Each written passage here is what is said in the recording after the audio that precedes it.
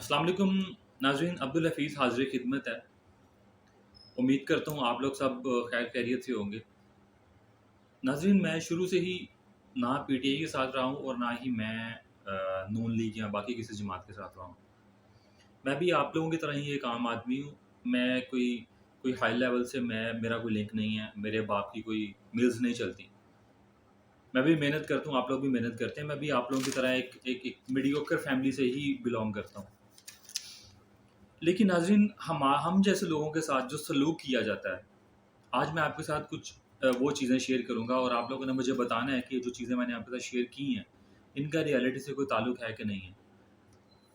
नाज़रीन, अब आप मुझे बताएँ कि जब भी कोई गवर्नमेंट आती है, वो जो भी लोग होते हैं, वो हमें सबसे पहले आके कहते हैं जी हम आपकी महँगाई ख़त्म कर देंगे, हम आवाम के साथ हैं, हम अवामी कारकुन हैं। लेकिन ये अवामी कारकुन और हम लोग जो हैं अवामी कारकुन, इनमें डिफ़रेंस क्या आता है?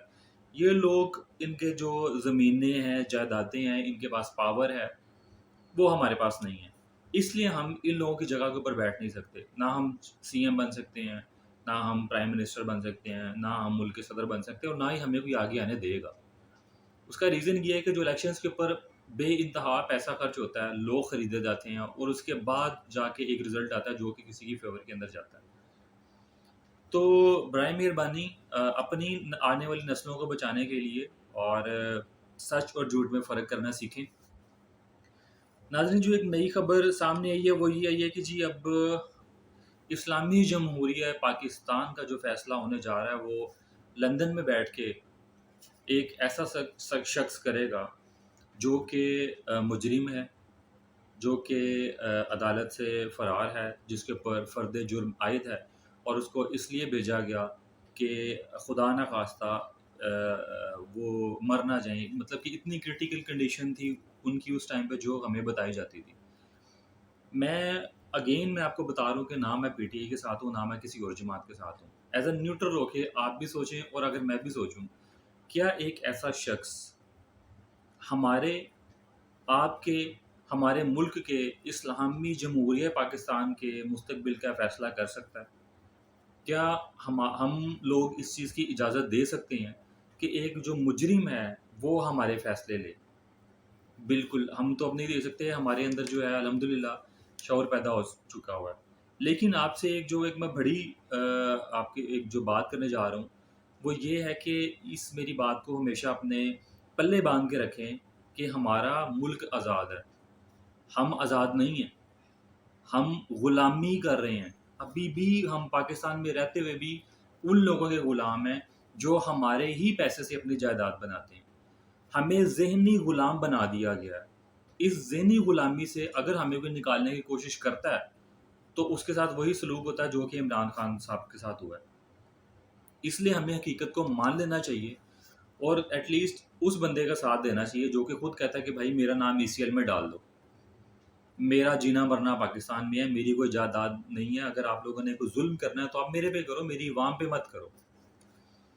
नाज़रीन, एक किताब है लॉ ऑफ पावर, ये जिस मुसन्निफ़ ने लिखी थी उसके ऊपर केस हो गया था। उसका रीज़न ये है कि उसने जो चीज़ें उसने 48 जो लॉज़ उसने पावर के बताए थे, उसको लोगों ने कहा जी ये तो अंदर की बातें बता रहा है, इस बुक को बैन कर दो। तो ये बुक बैन भी हुई थी।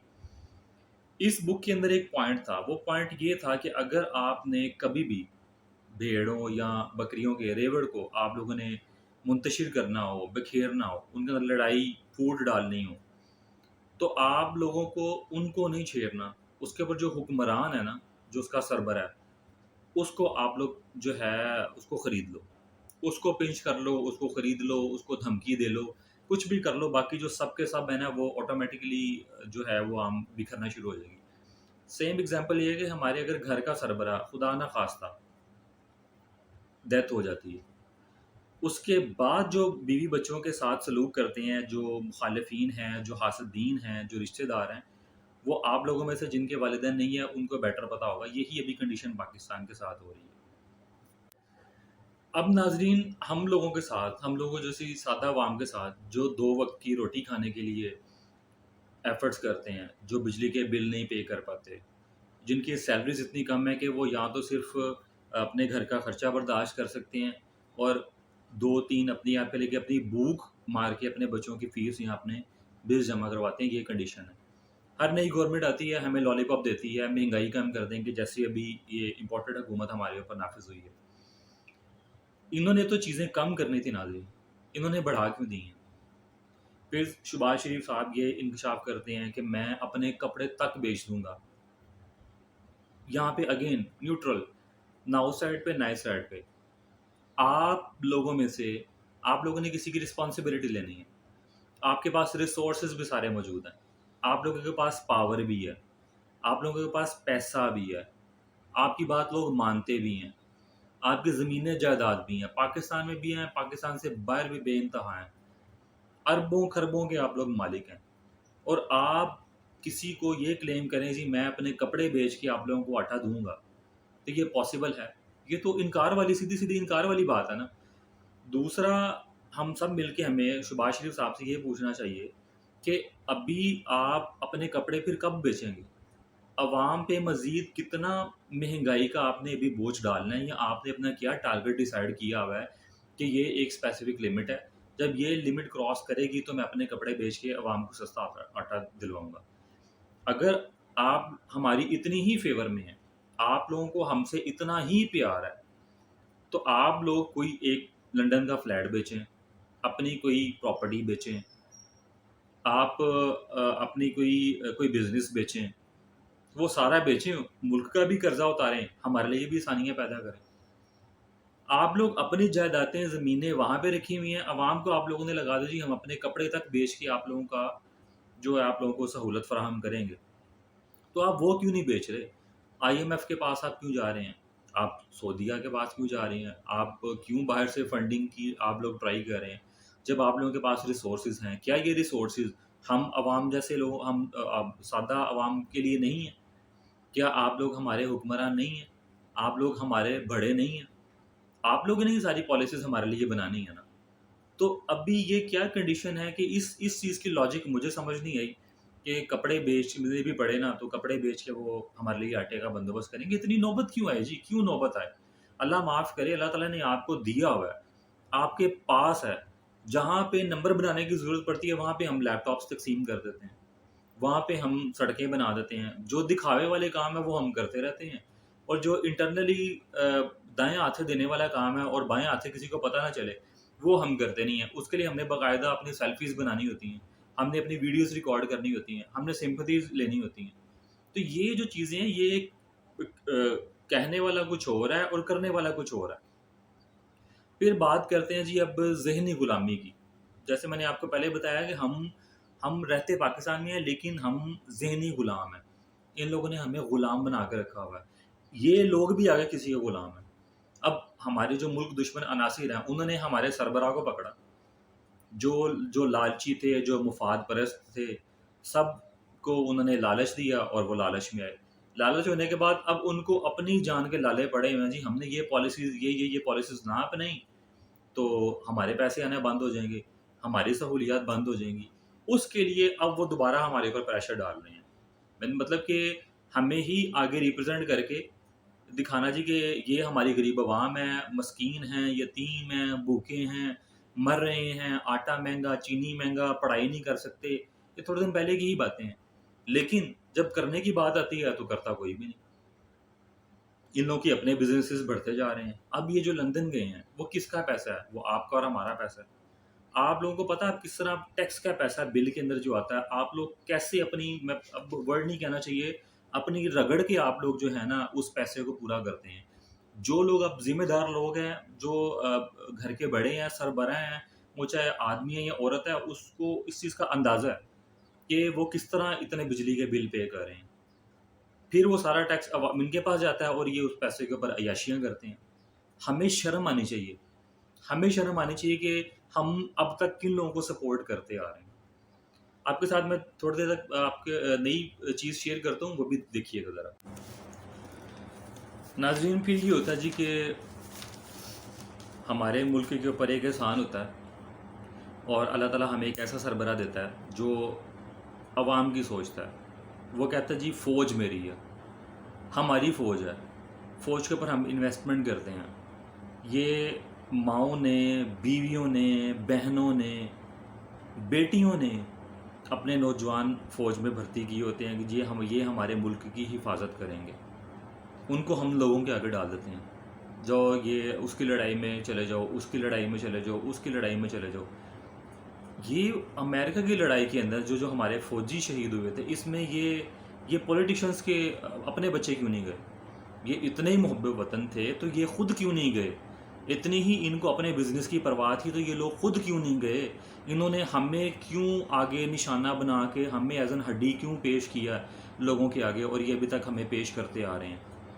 یہ لوگ ہمیں ایسے ننگا کرتے ہیں پوری دنیا کے سامنے، ہمیں ننگا کر کے دکھاتے ہیں. ان کے پاس نہ آٹا ہے، نہ چینی ہے، نہ روٹی ہے، بل بڑے زیادہ ہیں، فلان ٹیکس، یہ وہ سارا دکھا کے ہمیں ننگا کر کے سمپتھی لے کے ہمیں انہوں نے ڈیکوریشن پیس بنایا ہوا ہے پوری عوام کو. 4-5 یہ کیسز نکال لیتے ہیں اور وہ آگے دکھا کے ہمیں ننگا کر کے کپڑے ہمارے اتار کے تو یہ دکھاتے ہیں جی یہ ہیں، ہم نے ان کی مدد کرنی ہے، ان کی مدد کے لیے ہمیں پیسہ چاہیے. چلیں مان لیا، ان کی مدد کے لیے جب پیسہ آتا تو وہ جاتا کہاں ہے؟ وہ ہمارے اوپر تو نہیں لگ رہا. ہمارے لیے تو ابھی بھی مہنگائی ہے، ہمارے لیے تو ابھی بھی ٹیکسز جو ہیں وہ بڑھتے جا رہے ہیں، اسکولوں کی فیس جو ہے وہ بڑھتی جا رہی ہے. ایک عام آدمی ایز اے مڈل کلاس بندہ جتنے بلز آ رہے ہیں بجلی کے وہ نہیں برداشت کر سکتا. سردیوں میں ہمیں گیس نہیں دیتے، گرمیوں میں ہمیں بجلی نہیں ملتی، پانی مہنگا ہو رہا ہے، گیس ہے نہیں ہے، ٹیکسز پہ ٹیکسز یہ جو لگائی جا رہی ہیں. آگے فیول یہ انہوں نے مزید مہنگا کرنا ہے. فیول مہنگا کریں گے تو ہمارے گلی محلوں کے جو سارے دکاندار ہیں انہوں نے اپنے چیزوں کے ریٹ بڑھا دیتے ہیں. ایک ایک چیز کے پیچھے 5-5 روپے وہ بڑھا دیتے ہیں، 10-10 روپے بڑھا دیتے ہیں. تو اینڈ پہ آ کے جو پستا ہے نا وہ صرف ایک مڈل کلاس آپ اور میرے جیسا بندہ ہی پستا ہے، جس کے پاس نہ دکان ہے، نہ وہ آپ کہہ لیں بزنس مین ہے، نہ ہی اس کی کوئی جدی پشتی کوئی جائیداد ہے، نہ اس کا باپ جو ہے وہ لینڈ لارڈ ہے. اور ان سب چیزوں کے باوجود آپ کہہ لیں کہ ہمارے اوپر یہ چیزیں مسلط کرتے ہیں اس طرح کے لوگ. تو جب ایک پرسن آیا جس نے کہا جی میں آپ لوگوں کو غلامی سے، ذہنی غلامی سے نکالوں گا. یہ ذہنی غلامی سے آزاد ہونے کا ہی نتیجہ ہے جو لوگ عمران خان کو سپورٹ کر رہے ہیں. جتنے بھی میں پولنگز دیکھتا ہوں فیس بک کے اوپر، سوشل میڈیاز کے اوپر، 90+ لوگ جو ہیں وہ عمران خان کو سپورٹ میں، اس کے حق میں ووٹ کرتے ہیں. ان کو پوچھتا بھی کوئی نہیں ہے. یہ چند لوگ رہ گئے ہیں، یہ بھی اللہ تعالیٰ کرے کہ یہ سدھر جائیں. ہر برائی کا جو آپ کہہ لیں گے ایک اینڈ ٹائم آتا ہے. دیکھیں ہمیں اس ملک میں سمپل رول چاہیے، اسلامی جمہوریہ پاکستان چاہیے، قانون ہمیں ایک جیسا چاہیے. میں خدا کی، میں اللہ کی قسم کھا کے کہہ سکتا ہوں کہ مجھے اس ملک کے قانون کے اوپر 1% بھی یقین نہیں ہے کہ کل کو اگر کسی کے ساتھ بھی یا میرے ساتھ بھی کچھ ہوتا ہے نا تو یہاں کی جو عدلیہ ہے وہ مجھے ایک عام آدمی کو سپورٹ کرے گی. وہ ہمیشہ اس آدمی کو سپورٹ کرے گی جس کے پاس پیسہ ہے، جس کے پاس پاور ہے، جو پیسے ان کو کھلا کے اپنے حق کے اندر فیصلہ لے سکتے ہیں. اگر آپ کو یقین ہے کسی بھی ایک بندے کو ہے تو مجھے کمنٹس کے اندر بتائیں، میں ثابت کروں گا کہ بھائی یہاں کی جو عدلیہ ہے وہ ہمارے حق میں نہیں ہے. یہاں کے جو لوگوں کا فیصلہ وہ عام آدمی کے لیے نہیں ہے.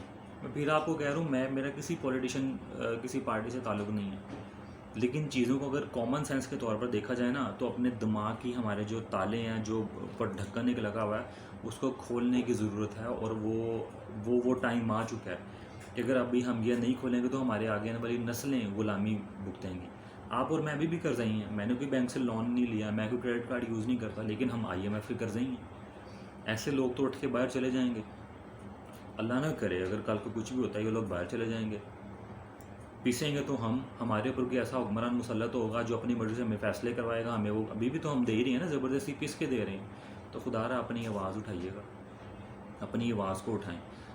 اب میں آپ کے ساتھ ایک چیز شیئر کرتا ہوں جی کہ جو مسجد نبوی کا کیس ہوا تھا اس سے متعلق میں آپ کے ساتھ اسٹیٹ شیئر کروں. تو ناظرین آپ سب لوگ جانتے ہیں کہ جو مسجد نبوی کا واقعہ ہوا تھا جس کو انہوں نے بہت زیادہ اٹھایا تھا.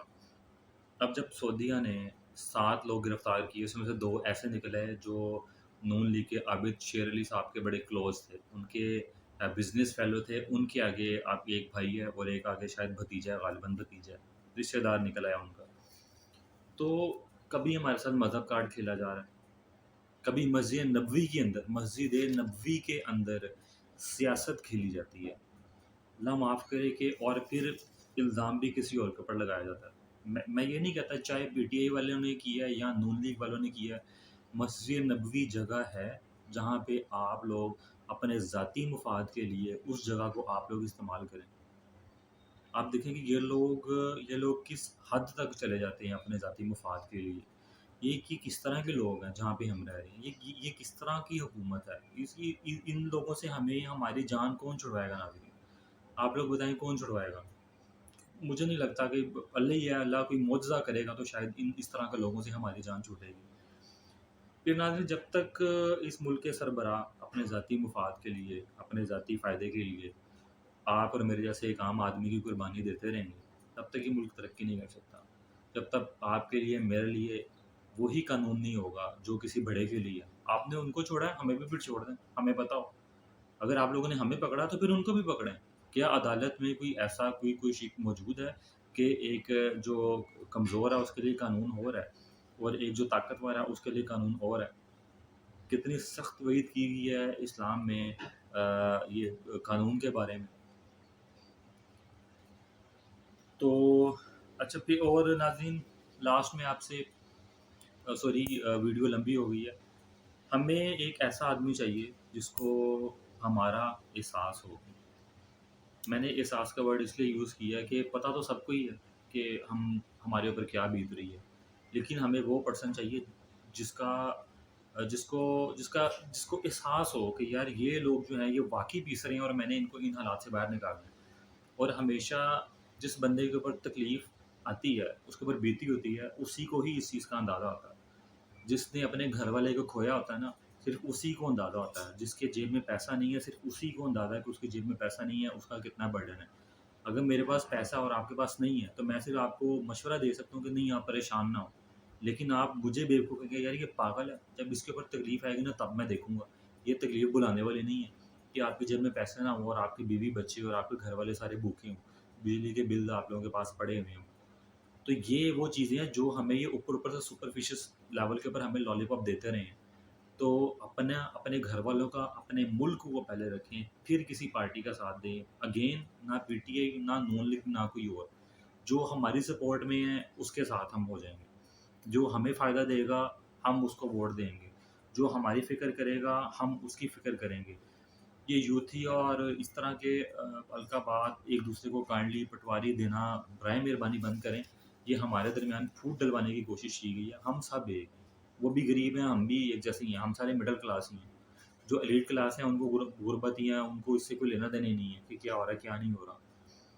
تو برائے مہربانی آپ لوگ ان کو دینا چھوڑیں، اور برائے مہربانی جو آپ کی رائے ہو اس سے مجھے ضرور آگاہ کیجیے گا، اور مجھے اپنی دعا میں یاد رکھیے گا۔ اگر میری باتیں آپ کو ٹھیک لگی ہیں تو کائنڈلی ان کے اوپر عمل کیجیے گا۔ یہ میرا میسیج باقی لوگوں تک بھی پہنچائیے گا۔ باقی میرے چینل کو سپورٹ کیجیے گا، لائک کیجیے گا، شیئر کیجیے گا، سبسکرائب کیجیے گا۔ میں چاہتا ہوں کہ جو میری آواز ہے وہ لوگوں تک پہنچے، اور ہم جتنی بھی ایفرٹ کر سکتے ہیں پاکستان کی امپرومنٹ کے لیے وہ تھرو اپنے کنٹینٹ جو ہے ہم کرتے رہیں۔ کسی کی دل آزاری ہوئی ہے تو میں معذرت خواہ ہوں۔ اپنا خیال رکھیے گا۔ اللہ حافظ۔